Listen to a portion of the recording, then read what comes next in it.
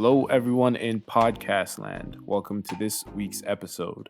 On this week's episode of the podcast, we talk about Steam finally showing up on Tesla Model X and Model S's.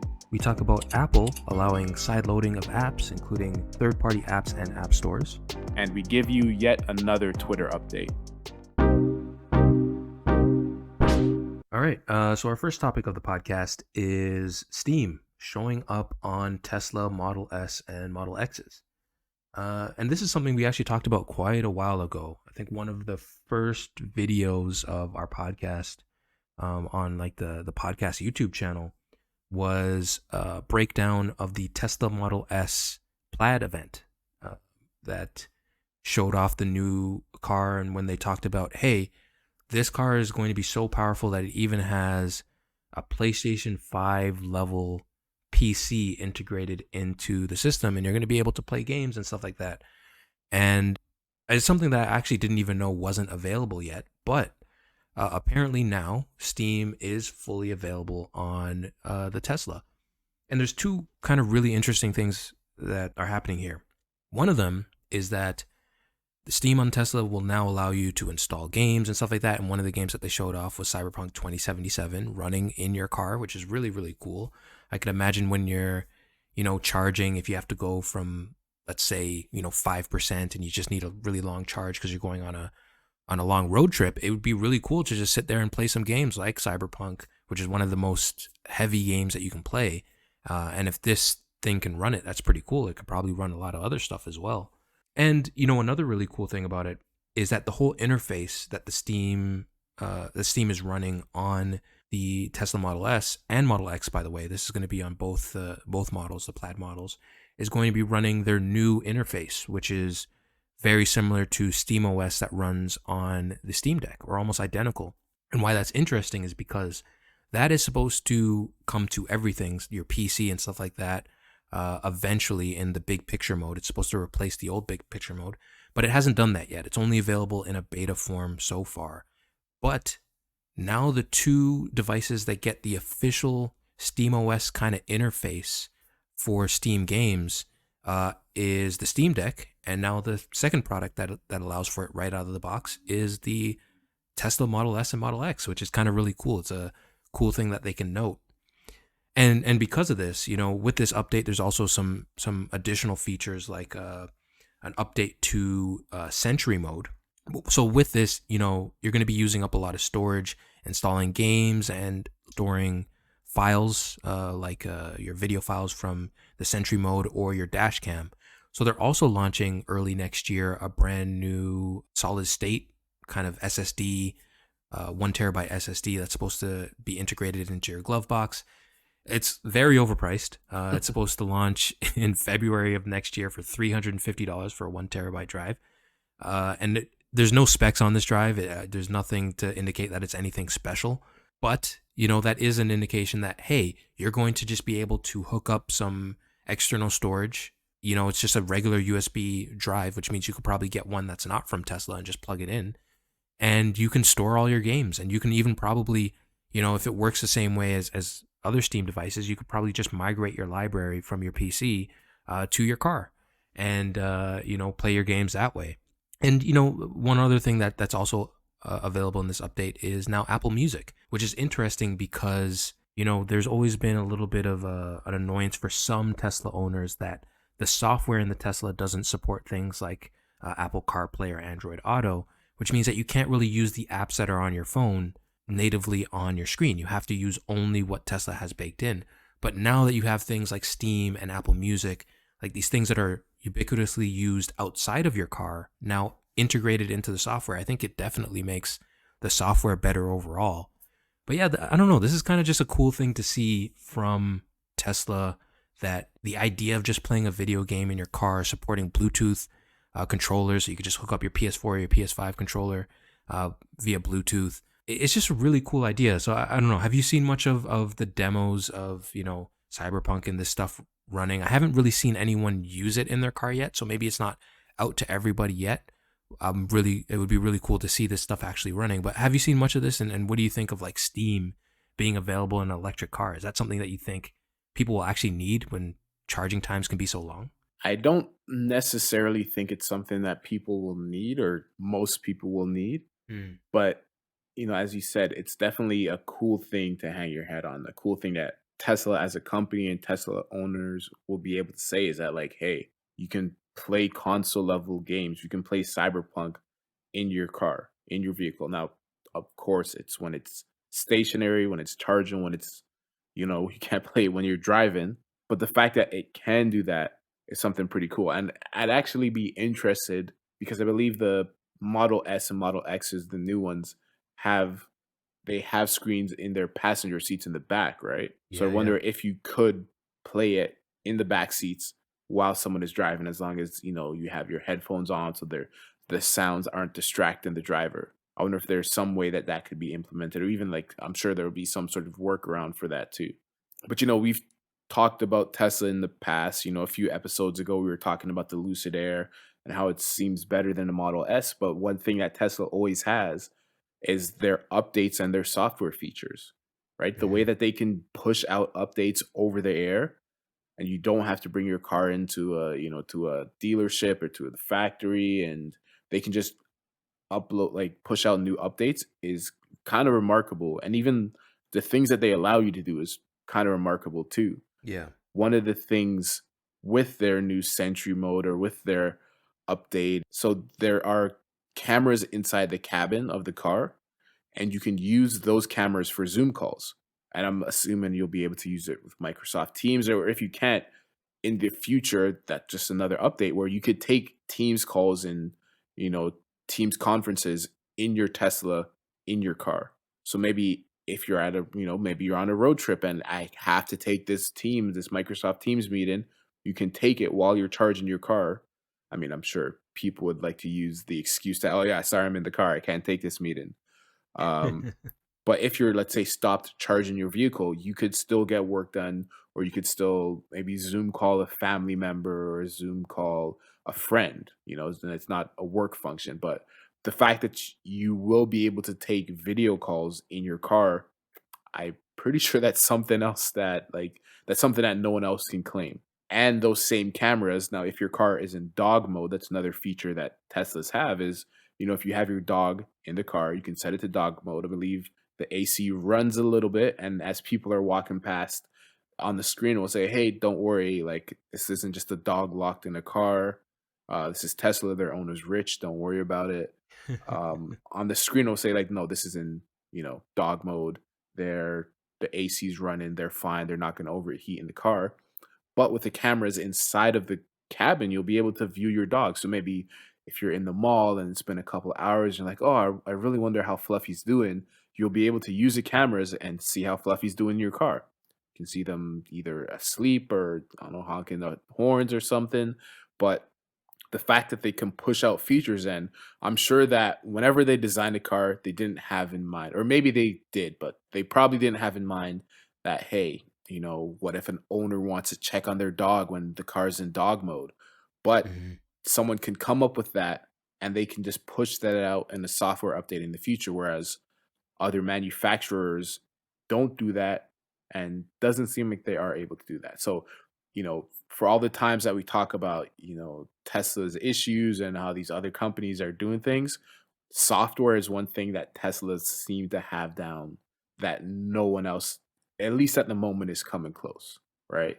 But right now they have a head start. They're doing extremely well and they're not falling behind in it. So, kudos to Tesla. But yeah, I don't think it's, as far as like gaming, not something that is needed. And I feel like the way that the electric vehicle market is going is that, charging times are coming down and Yeah. ranges are going up. So you're not going to need to spend as much time at charging stations or plugged in. But, that you can say, hey, when I need to charge, I have some way to spend time. I don't have to be on my phone. I could be playing Cyberpunk, or I could be playing some other game with another friend, right? So definitely a cool feature, not necessary, but a cool feature, which is, making electric cars that much cooler. And I think that's a really good point there of like, yeah, this is kind of in the opposite direction of where electric cars seem to be going. And one of the things that really surprised me about this particular story is, at least from comments, there seem to be a lot of people who are like, why would I want this? Like, I just saw some criticism of people saying, hey, this is only making the vehicles more expensive than they need to be. Something like a PlayStation 5 is not a cheap console. Mhm. And this is supposed to have similar power to that. Could it be better if it was just a situation where, hey, some cars these days, they have HDMI ports. So you could just plug something in, like let's say your own PS5 or your own console, or even like something like an Amazon Fire Stick, and use it that way. Or, you know, Tesla's also been really strict about allowing things like Apple CarPlay and Android Auto. Would it have just been better if these things were less powerful and could just use the devices that you already own to kind of power the infotainment system like so many cars do, and kind of bring the price down that way? Because one of the interesting things is, yes, this feature is only available on the most expensive cars, the plaid versions of these vehicles. But there's also the reality that Tesla really wanted to make a $35,000 car, and they haven't come anywhere close to that. Like, they're still in the 50,000 starting in something like a Tesla Model 3. And that's before any of your tax rebates and stuff like that. So it's still a really expensive vehicle. And maybe is this them kind of like maybe not focusing on what the original goal was, hey, let's make cars that are fun and affordable, as opposed to let's make cars that just have all of these crazy features that maybe most people won't even use, but it's just another bullet point on why someone might want to buy this. Mhm. I don't know. It's a strange situation. And I can understand why some people are like, hey, this isn't something I actually want. But I don't know. Do you think that this is the right move for Tesla to focus on these features that maybe hit really well with their audience, that maybe they might not use all the time, but it's something that gets them at least somewhat interested? Or should they get back to the mission statement of, hey, let me try to find a way to make these cars available for the mass audience? I think it's the right move to make. I think it's the right direction to go. Hmm. But, you brought up a good point. It's like, is this much computing power in your car what's making it so expensive? Hmm.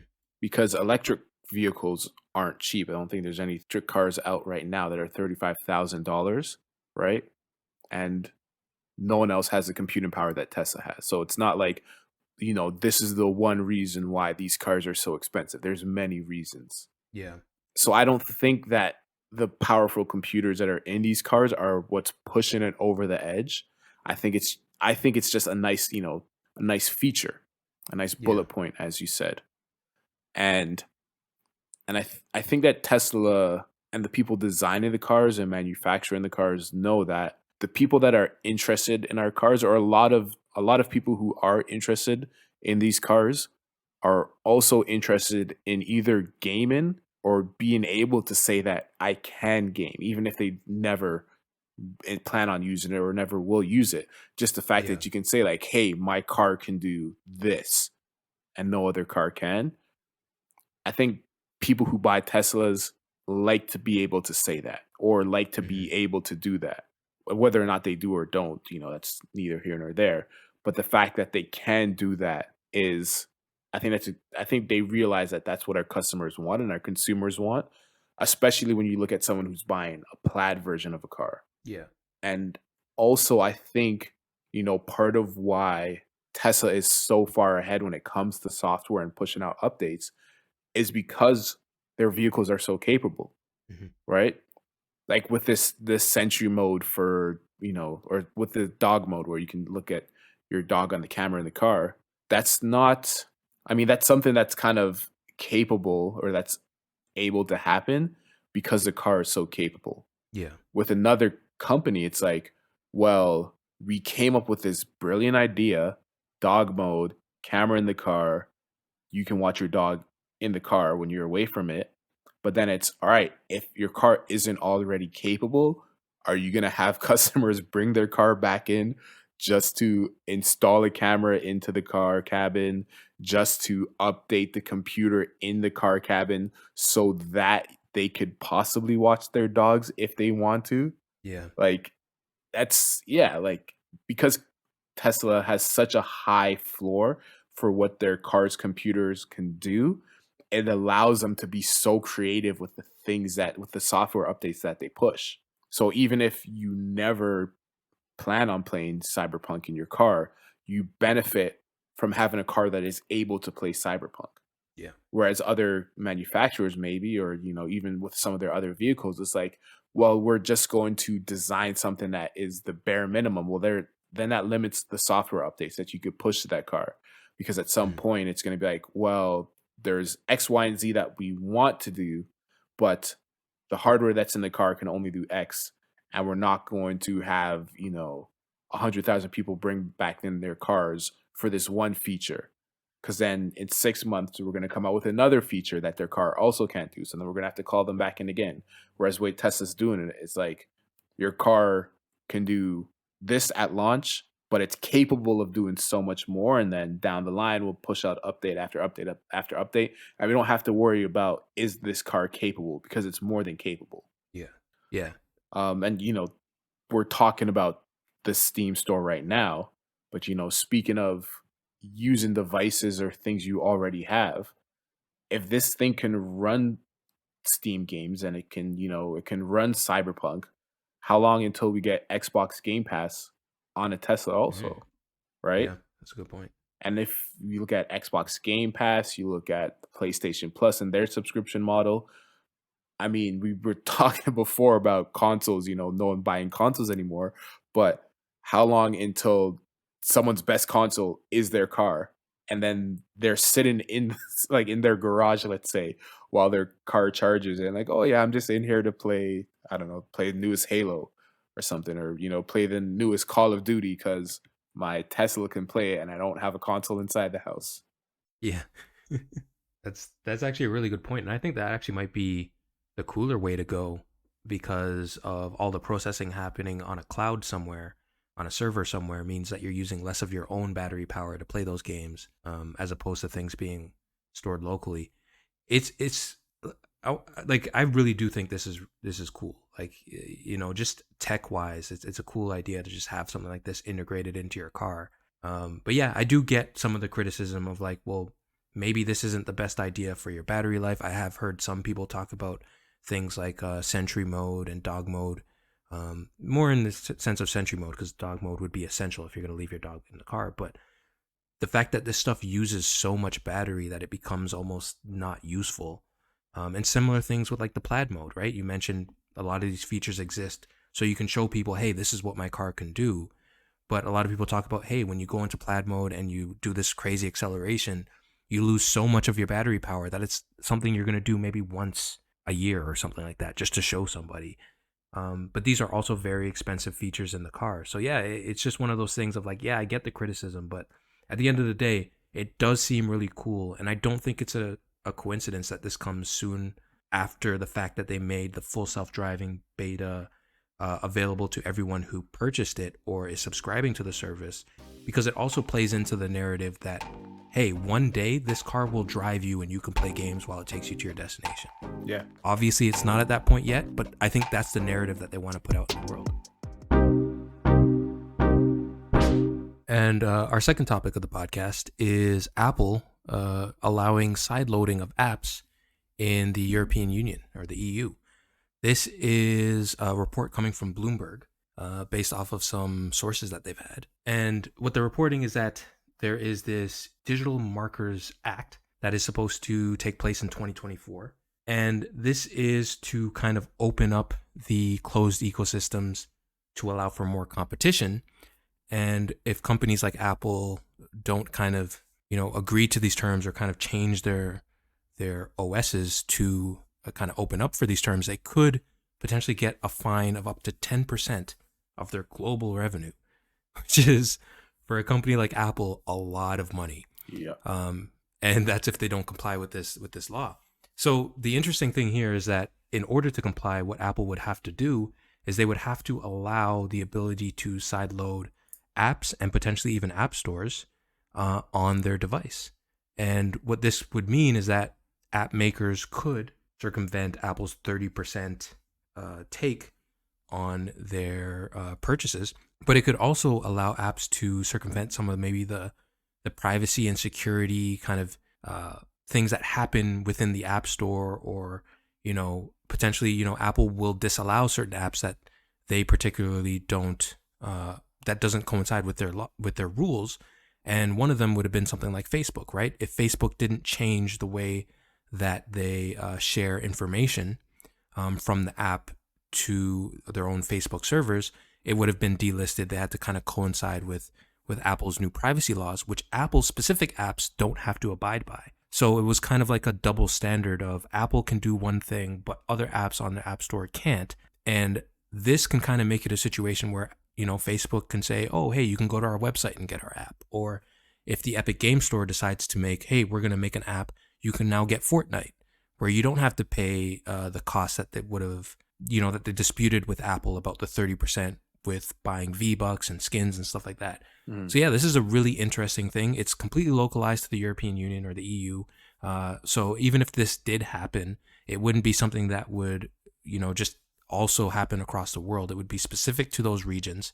But it's kind of an interesting thing. We're starting to see Apple's kind of walls come down a bit because of these regulations. I'm just curious, have you heard much about this potential being able to sideload apps on an iPhone in the future in the EU? Do you think this is a good thing? Does it worry you in terms of, the privacy that Apple has talked about so much with their phones in the past, that maybe this could potentially hurt it going forward?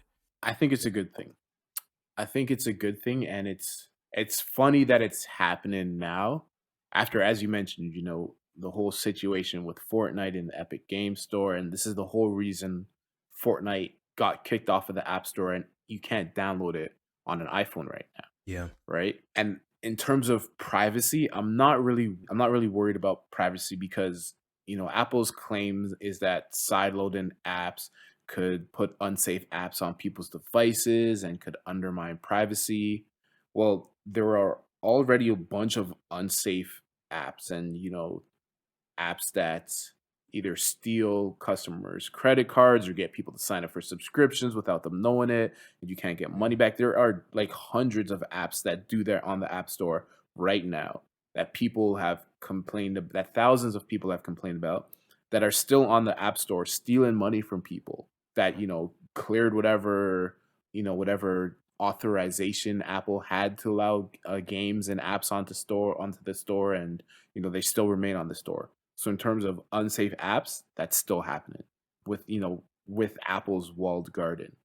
And in terms of privacy, like you brought up a good point, there are things that Apple can do that they're just not letting other companies do. So in terms of privacy, it's really, well, Apple just wants to be the one who's stealing and selling your information, and they don't want anyone else to be able to steal and sell their information, or steal and sell your information, right? So I'm not really worried about phones becoming more unsafe because you can get games from other places, or you can get apps from other places. And in terms of privacy, well, there already is no privacy essentially. Like, yes, there Mhm. is some more privacy thanks to some stuff that Apple implements, but they're still stealing your data and selling it, or not stealing because you're giving it to them. They're still taking your data and selling it. Yeah.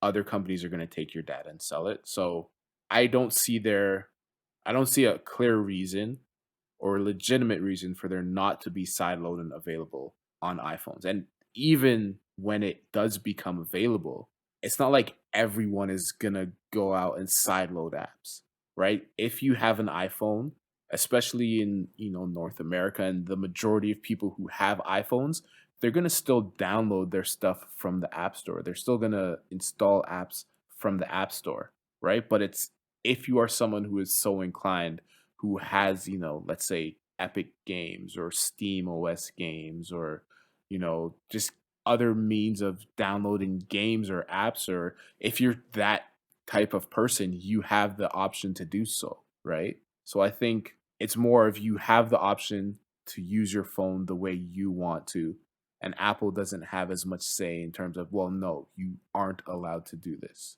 So I think it's a good thing, but it's also, it's funny that it's happening in Europe, because it seems like Europe is gonna kind of be the way for iPhone users to get the phone that they really want, Mhm. because people have been complaining, the iPhone users and companies that sell stuff to iPhone users have been complaining that, hey, we need to be able to have third party apps on the iPhone. And Apple said, no, you can't do it, but in Europe, you'll be able to.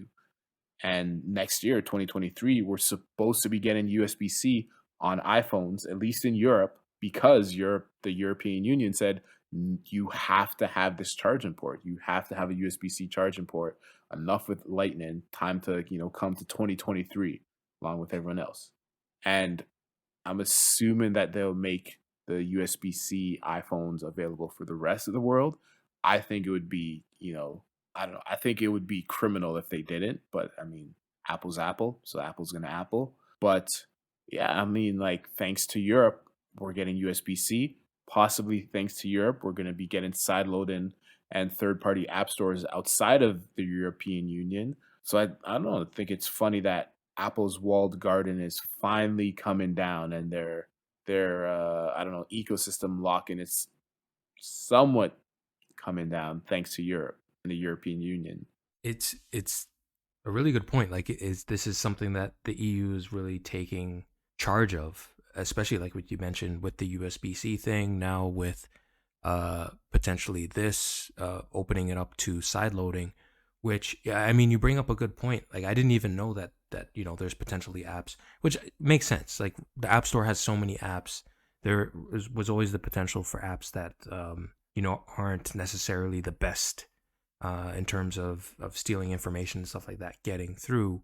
And then the whole Apple Pay thing as well, of like, I never understood Apple's kind of idea that they are the only company in the world that can safely take payments. Like, Yeah. that seemed a little ridiculous, considering there have been companies that have taken payments, including companies like MasterCard and Visa and Amazon, and all these companies that have been doing it for a very long time. But there's also the reality that sideloading has been a thing on Android for, well, since its inception, pretty much.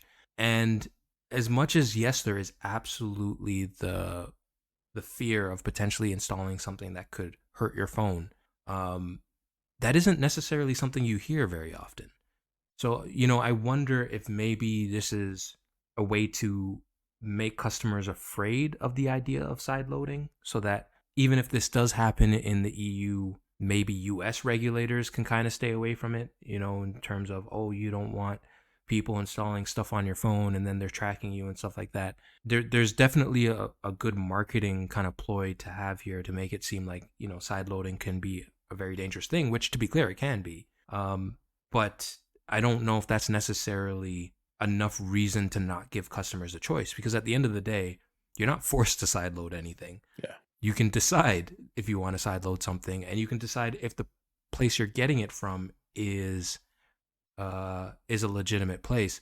The question is, how easy will it be to even do something like this? So yeah, I don't know. It makes me wonder, will someone like do you think, well, let me ask you this. Do you think it will be a situation where it's like Android, where maybe you go to a website and you get an APK and like a file that you install, and maybe it's a little sketchy? Or do you think it could be the potential that someone like Epic or I don't know, Facebook or Google can make a real app store competitor, as a whole marketplace, as opposed to just single apps for iPhone? Do you think that that's even possible? Do you think like iPhone users would trust a Google store on the iPhone or an Epic Game Store on the iPhone? I think I think yes, but also, as I said, I think it's not going to be the majority of people, Mm, right? If you look at how popular iPhones are in North America, right? How popular they are, the majority of people don't even know how to customize the background on their phone or customize the lock screen on their phone, right? yeah, Not to say that, like, shame on these people, but it's just people don't care. They have an yeah, iPhone that's and they true. get an iPhone because my friends have iPhone, my family has iPhone. I can iMessage them, I can FaceTime them. It takes great pictures, right? They don't care about all the little intricacies of what you can and can't do on your iPhone.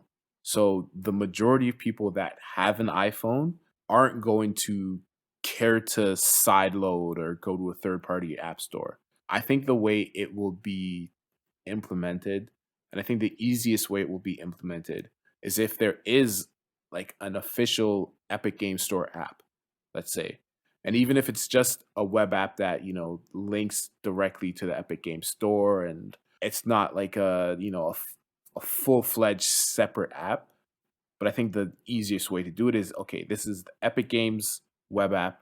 You open it and it's just all the games that you can download for your iPhone.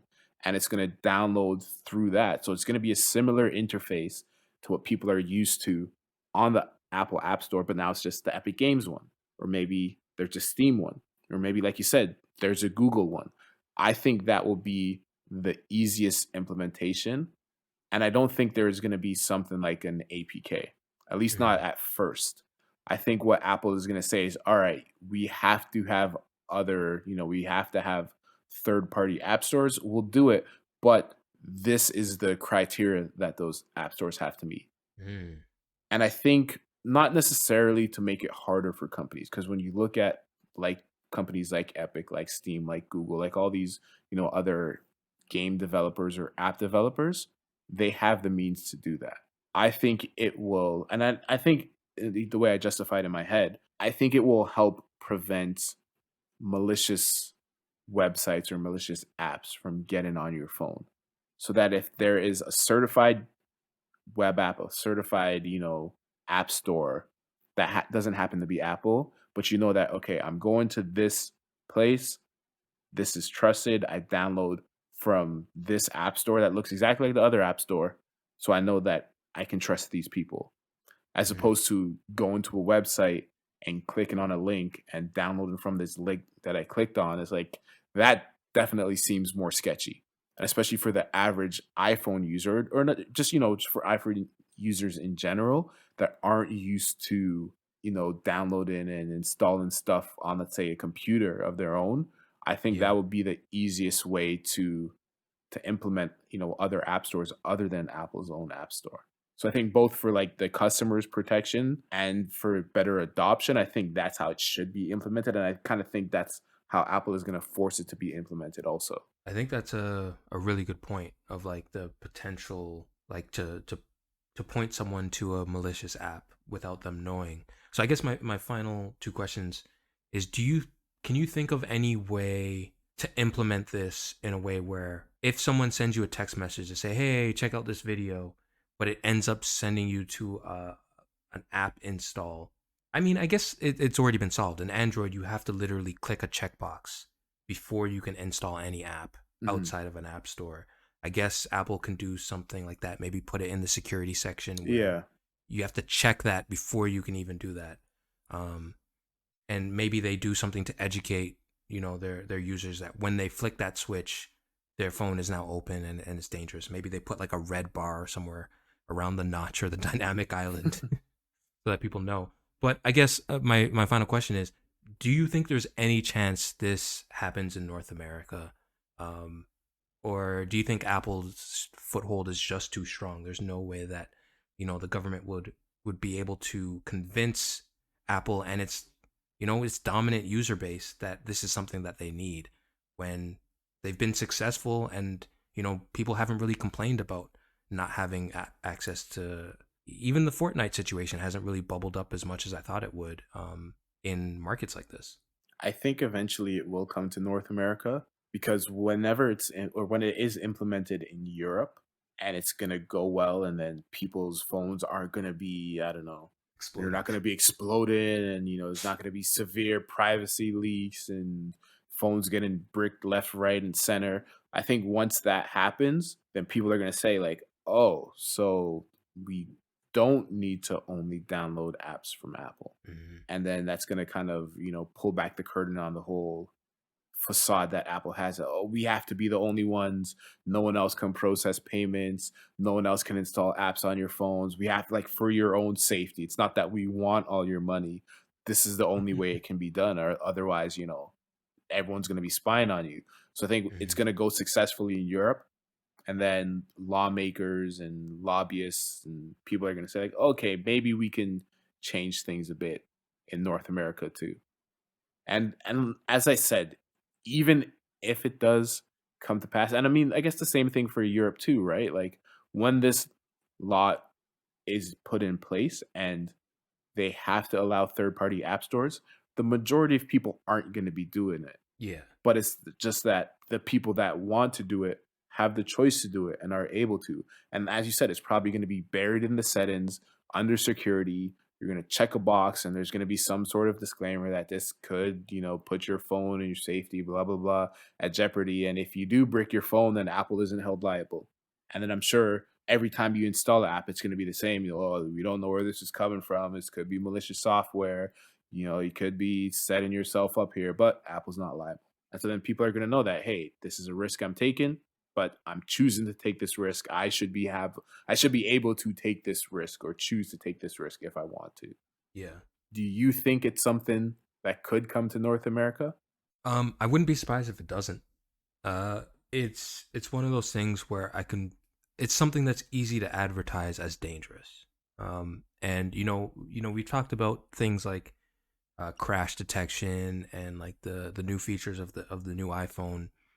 And I've mentioned on the podcast in the past, that's going to make a great story. Or as many times as it can be triggered accidentally or something like that. The one where it actually works, kind of similar to all those stories of, oh, my Apple Watch saved my life and stuff like that. But you never really hear the stories of the people whose Apple Watch gave them a notification, then they went to the doctor and started panicking when nothing was wrong. That doesn't matter because that one saved my life story is enough to sell you on that new phone or that new watch or something like that. It's just a great story.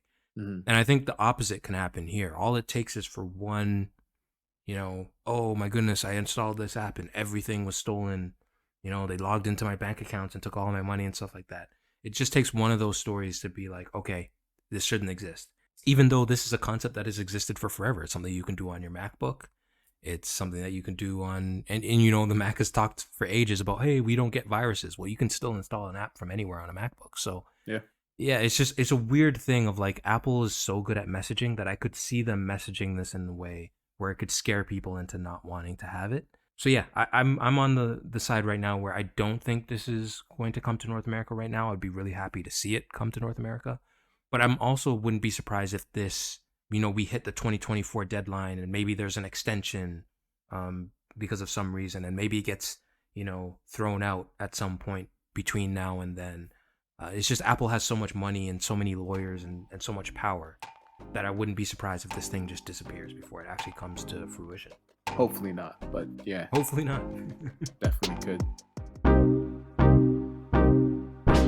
All right. Our final topic for today is yet another Twitter update. Headlines for the past week, or Twitter has relaunched their Twitter Blue, costing $11 a month on iOS. Twitter has banned an account that tracked Elon Musk and his private jet activity. Twitter is refusing to pay rent in San Francisco, and Twitter is also restructuring their legal team. A lot of news. So the first one, Twitter has relaunched their Twitter Blue. They kind of put it on hold for a bit, but the service is available for $8 on the web, and specifically in iOS or through the App Store, it will cost $11 a month. So, partly because of the Apple tax that Twitter has to pay or people have to pay when you pay for things through Apple and their services. So as a way, I guess, to mitigate the amount of money that they lose, they're charging people more money who pay for Twitter Blue on iOS. But they'll let you know that, hey, if you go on a web browser, you can pay $8 a month instead of $11. Now, some of the perks include the ability to edit a tweet. You can upload 1080p video. There's also a reader mode. You get that blue check mark that everyone loves and is highly respected on Twitter after an account review, of course. So it's not like you just pay $8 and you get a blue check mark. I mean, that'd be crazy if that was a thing. And you'll also see half the amount of ads and be able to post longer videos. Now, right now, you'll be able to see half the amount of ads. Later on in 2023, there'll be a higher tier version, which will mean you don't see any ads at all. So, completely removing ads from your Twitter feed. And also, all legacy blue check marks will be removed in a few months. So, if you're someone who was previously verified, now whether it be since Elon took over and he initially made the change to Twitter Blue, or if it's someone from before Elon purchased it and you were a verified public figure, celebrity, someone who was impersonated, whether you're either one of those two people, your check mark is going away unless you pay $11 a month. There was an account that auto tweeted trips that Elon Musk took in his private jet. And he said that you're pretty much doxing me and you're giving my coordinates to people who could be trying to assassinate me or assassinate me and my family. So he banned that's at Elon Jet account. And also, in terms of refusing to pay rent, so they've stopped paying rent in their offices that they occupy for a few weeks now around the world, including San Francisco headquarters and their other global offices. They've also considered to stop paying severance packages in order to cut costs. So back in October, Twitter said that, okay, any US based employees, we're going to give you 2 months of pay and 1 month of severance pay, so that we could be compliant with federal and state labor laws. But there are many former employees. If you think they were at 7,500 employees, they're now at 2,400 employees, around that, probably 2,000 employees at this point. But there are many former employees that still haven't received paperwork formalizing their separation from Twitter, and they still haven't received the severance package. Musk has already refused to pay millions of dollars in exit packages to executives he claims were terminated for cause. So if you think of the former CEO, the former head of security, there's still a lot of people that are owed a lot of money. In other money saving moves, Twitter has also laid off all of its kitchen staff in San Francisco, and it started listing office supplies, including industrial, kitchen grade equipment, and electronics from its San Francisco office. So if you're in the San Fran area, maybe you could go on Kijiji or Craigslist and buy some Twitter office supplies. But I mean, when isn't there a week that's filled with Elon Musk and Twitter news? But have you heard of these, recent headlines of the relaunch of Twitter Blue, of Twitter refusing to pay rent? And I guess what are your thoughts on Elon's actions from the past week? Yeah, so I actually haven't heard of most of these. Some of them kind of came as a huge surprise to me.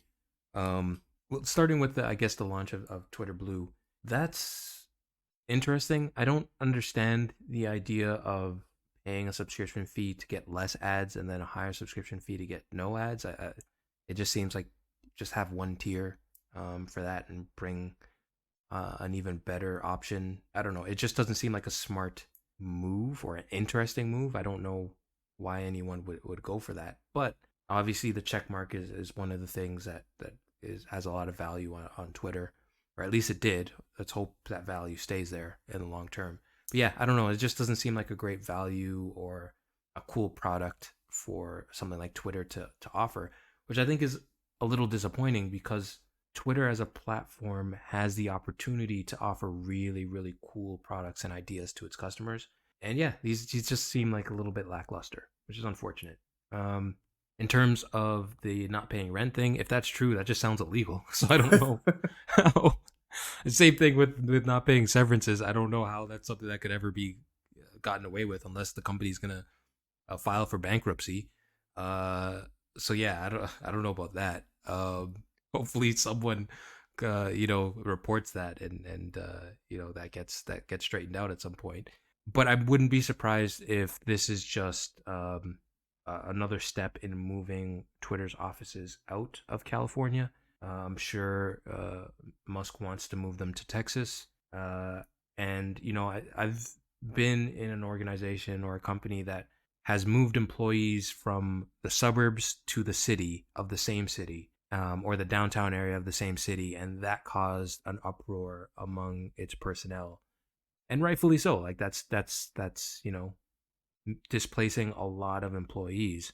But moving halfway across the country, or not even halfway across the country, but making a significant move from one state to another, I would imagine would be very difficult for its employees.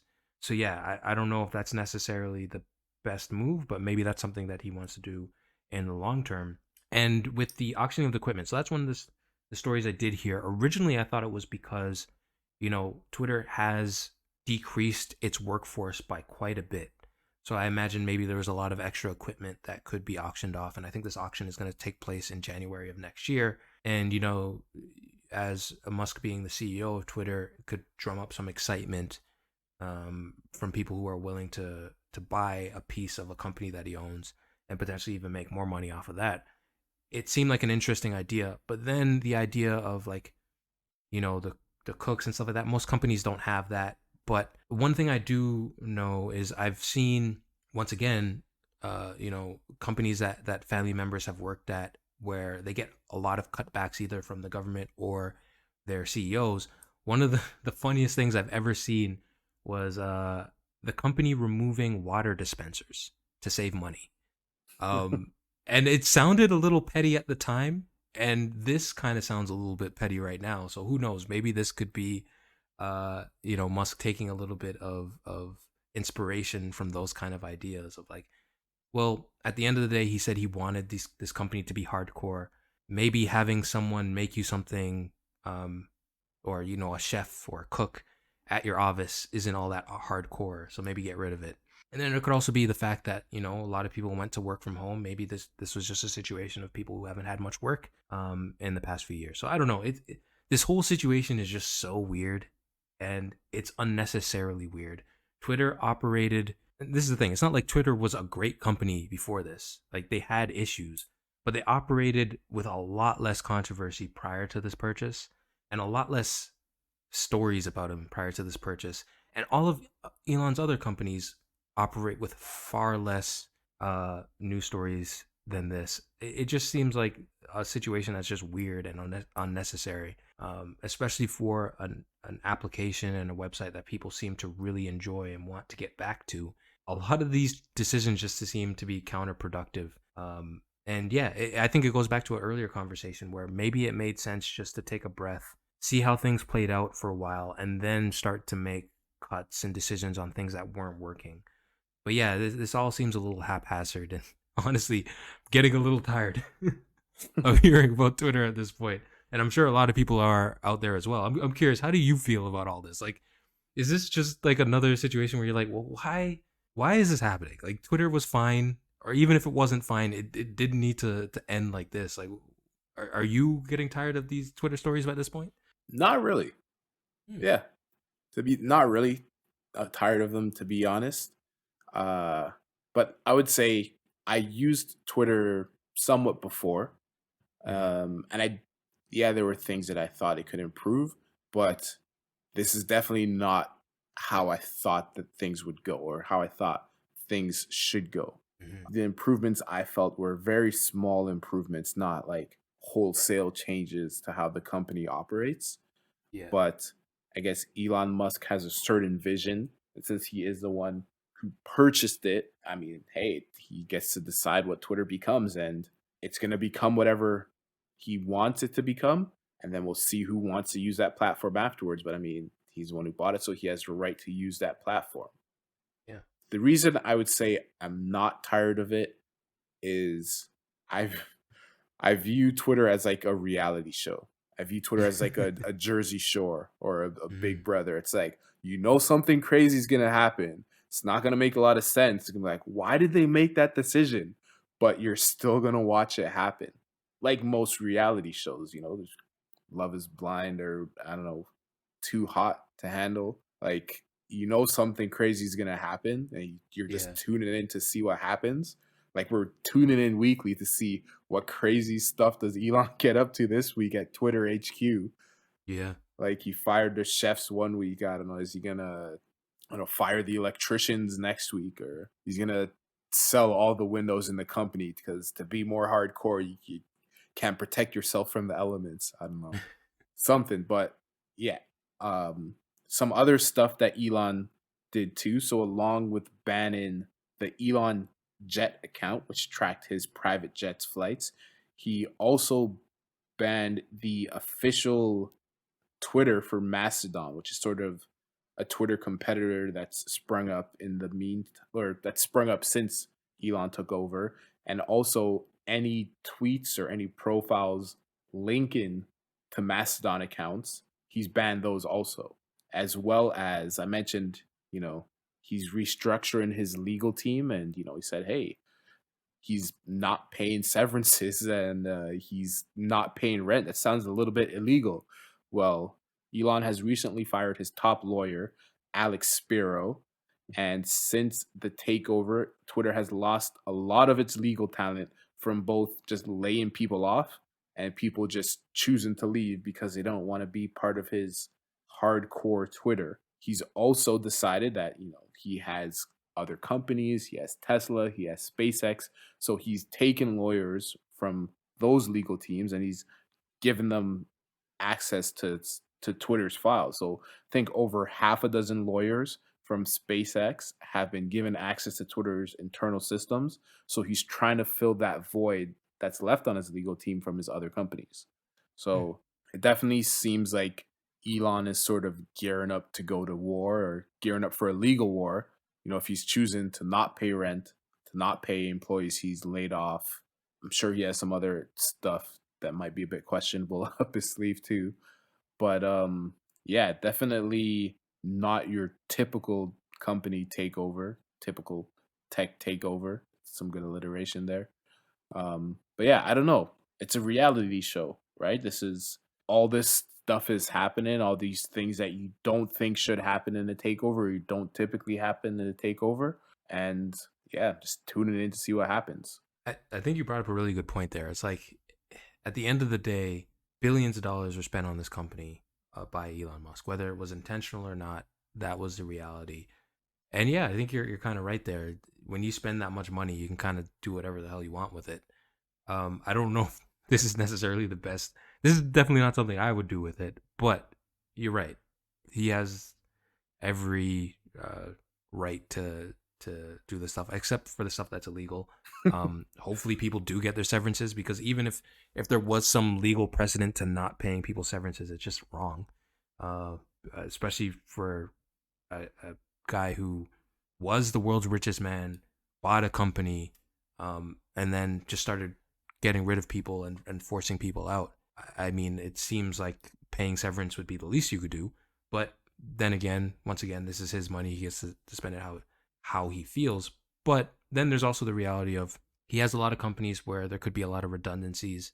So yeah, maybe bringing in lawyers for Tesla into Twitter might be a great way to save money. Um, I'm sure Tesla also has a lot of legal issues that they need to work out with recalls and all this stuff. So maybe this could just be putting more work on people's plates that really don't need it right now. Who knows?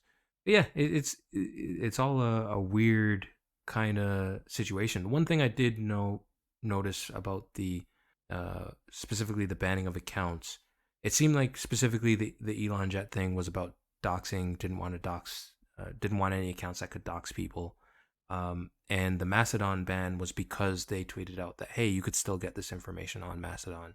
So then they banned that account. And then I think they they took away the feature of being able to link your Mastodon account in your profile or on your account so that you could just, click on it and then would take you, which is a smart business move because if someone is building a competitor, you don't necessarily want people to be able to say, hey, if you want to see my content on this competitor's website, click Yeah. here.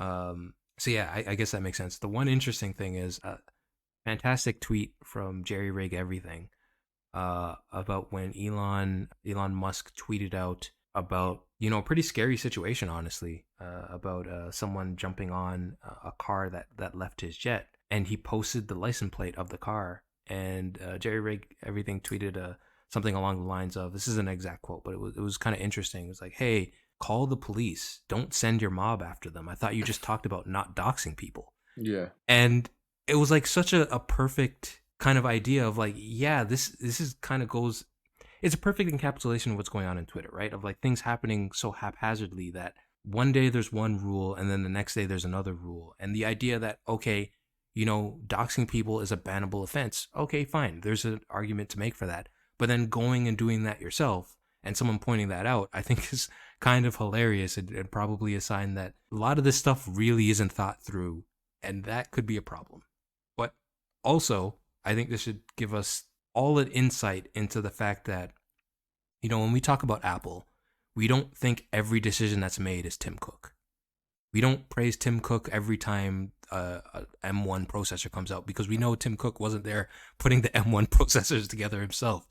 We don't praise, Sundar Pichai, uh, every time something great happens at Google, or Satya Nadella every time, a Surface device comes out.